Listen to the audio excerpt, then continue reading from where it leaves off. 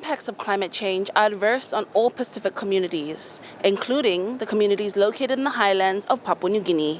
Traumatic experiences that women in mining-affected communities at the Porgera gold mine, it puts the country Papua New Guinea as one of the 10th largest gold-producing nations in the world.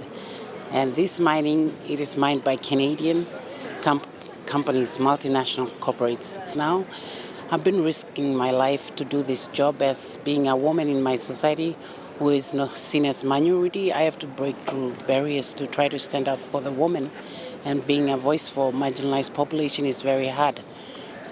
When we experience tsunami in the coastal areas in the Gulf province and in Bougainville or any other small island nations, it indirectly affects the islands region up in the mountains, because we used to be experiencing these earthquakes. And we as small people from the bottom level, as a grassroots leaders of civil society organization, we have been very active and vocal from the ground level to here, as in this platform now, in this COP. We are trying to get the attention of the international NGOs and international institutions to try to look at the way we are looking at problems back at home, because we are experts to our own problems, and we need to speak up and speak out so that we can be proactive in creating solutions to fight climate change impacts on our lives from a bottom-up level. Food security back at home is at high risk, and people are drifting from local areas to the urban centers, and they are overpopulating the town centers, leaving the old people behind, and it's causing a lot of problems to the old people.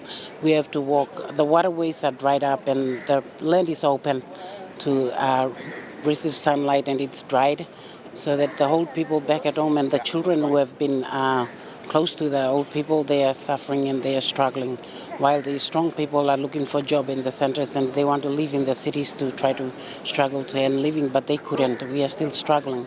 And that is one big problem with water and with food, that we used to use the land to farm, but now people are walking away to try to live in the urban centers. When we get ourselves educated in the classroom, and we have this failure system, and when we fail our education, we don't go back to tend our land. We don't go back to cultivate our land to try to use these agricultural programs that have been practiced by our ancestral descendants from the past. We are still trying to move into this modern society where we think money is everything that solves our problem, but we are not really active, and we are not preserving our cultures and indigenous knowledge on how to cultivate our land. We have to stand up firm, and we have to try to implement a culturally appropriate mechanism systems to try to hold back our people at home, so that we can practice our ancestral knowledge of how to cultivate our land through a culturally appropriate mechanism. This is Mariva Cameron for Pacifica TV.